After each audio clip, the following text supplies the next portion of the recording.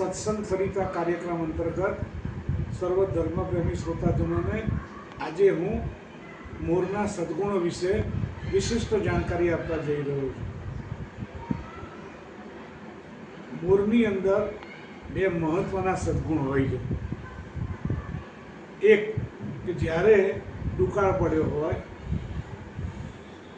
પાણીની બહુ જ તંગી હોય, લોકો પરેશાન હોય, ખેડૂત પરેશાન હોય, ત્યારે મોર અત્યંત દુઃખી થઈ જાય છે। જ્યારે વર્ષા ઋતુ આવે, વાદળો ગડગડાટ કરે, સરસ મજાનો વરસાદ વરસે, ખેડૂતો હર્ષ પામે, આ બધાને જોઈને મોર પણ આનંદિત થઈ જાય છે। મોર પર દુઃખે દુઃખી થાય છે અને પર સુખે સુખી થાય છે। આ મોરનો એક મહત્વનો ગુણ છે। બીજો મહત્વનો સદ્ગુણ મોરનો એ છે કે મોરને શ્રી કૃષ્ણ ભગવાન, જે જગતના નાથ છે, એ મસ્તક ઉપર ધારણ કરે છે। કારણ કે મોર એ અલૌકિક પક્ષી છે। મોરની સંતતિ એના પ્રજનન દ્વારા થતી નથી।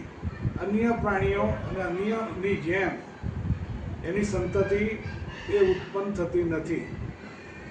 જ્યારે સરસ મજાનો વરસાદ પડે છે, આકાશમાં વીજળીના ઝબકારા સાથે ગડગડાટ થાય છે, ત્યારે મોર અતિ આનંદિત થઈ જાય છે અને એના આંખમાંથી હર્ષાસુ નીકળે છે, હરખના આંસુ।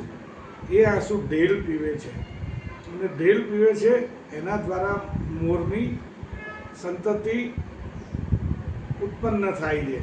આ રીતે જે પક્ષીએ સંપૂર્ણ કામ વાસનાનો ત્યાગ કર્યો હોય, ત્યારે પારબ્રહ્મ પરમાત્મા શ્રી કૃષ્ણ એને મસ્તક ઉપર ધારણ કરે છે।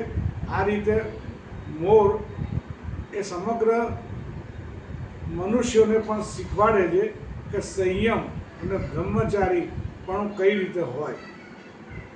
શ્રી કૃષ્ણ ભગવાન પોતે 16,108 રાણીઓના પતિ હોવા છતાં એ નિષ્કામ છે, બાલ બ્રહ્મચારી છે। એવી જ રીતે મહાદેવ, દેવાધિદેવ મહાદેવ પણ બાલ બ્રહ્મચારી છે, નિષ્કામ છે। એમને પણ કામદેવ ઉપર વિજય પ્રાપ્ત કર્યો છે। મહર્ષિ નારદજી, હનુમાન દાદા, આ બધાએ કામ ઉપર વિજય પ્રાપ્ત કર્યો છે અને બાલ બ્રહ્મચારી છે।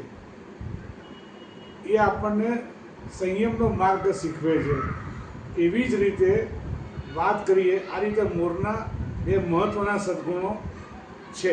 તેવી જ રીતે અંબા માતાજી સિંહને ઉપર સવારી કરે છે। સિંહ બહુ આદર્શ પ્રાણી છે, એ વર્ષમાં એક જ વખત કામ સુખ ભોગવે છે। એવી જ રીતે જે આપણે વાનર જાતિ કહીએ છીએ, એ પણ ફક્ત એક જ સિઝનમાં કામ સુખ ભોગવે છે, અન્યથા સંયમ પાળે છે। આ રીતે આપણે મનુષ્યએ કામ અને ક્રોધ, આ બે મહત્વના શત્રુઓ ઉપર વિજય મેળવવો જોઈએ અને એમાંથી ઘણું બધું શીખવું જોઈએ। જય શ્રી કૃષ્ણ।